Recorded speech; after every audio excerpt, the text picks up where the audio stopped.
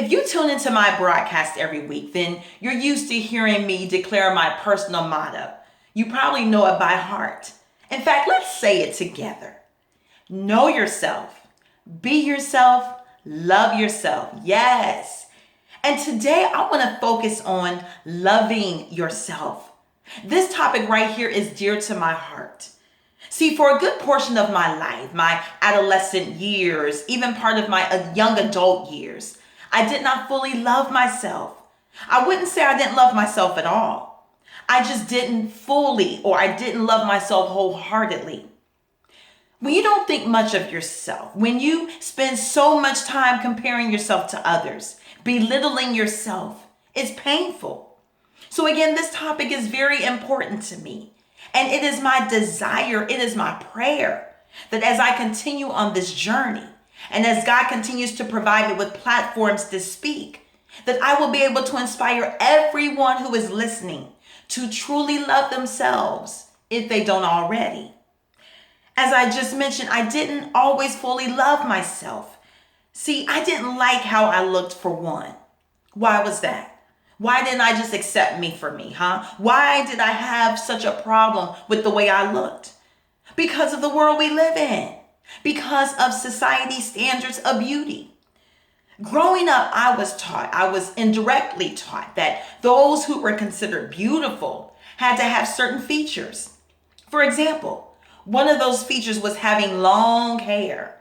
Well, I've never had long hair. And as a little black girl living in this country in particular, I personally felt ashamed that I didn't have long hair. I thought I was ugly. I thought I wasn't good enough. I compared myself to other little girls, longing to look like they look, wishing I was like them, imagining that I too had long hair. I used to pray for God to make my hair grow because if I had long hair, then life would be perfect. Or at least that's what I believed. Well, what kept me going, despite my insecurities, despite my low self-esteem, what kept me going was the love of my family and the love of God.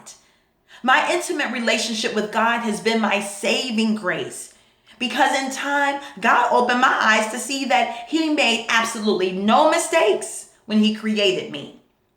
The ideas that only girls with long hair, only those who have thin noses, only those who have thin lips, only the girls who have the lighter skin are beautiful, those ideas come from man. They don't come from God. Over time, God taught me how to love me for me. God opened my eyes to see that I'm just fine the way I am. Yes, He said, Kim, you are just as beautiful as the next person. And speaking of beauty, we have to understand that it's not about the outward appearance, but beauty begins within.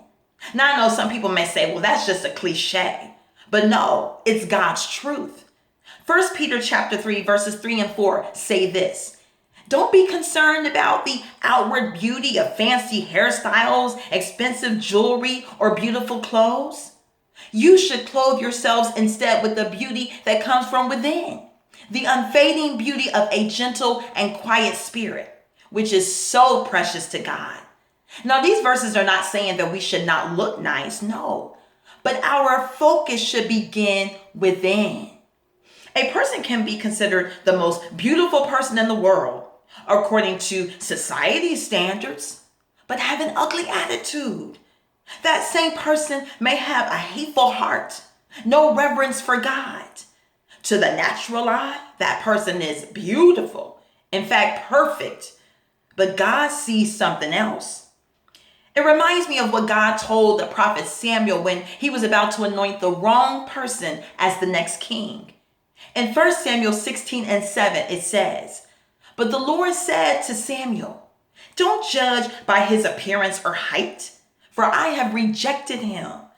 The Lord doesn't see things the way you see them. People judge by outward appearance, but the Lord looks at the heart. Yes, the Lord looks at the heart.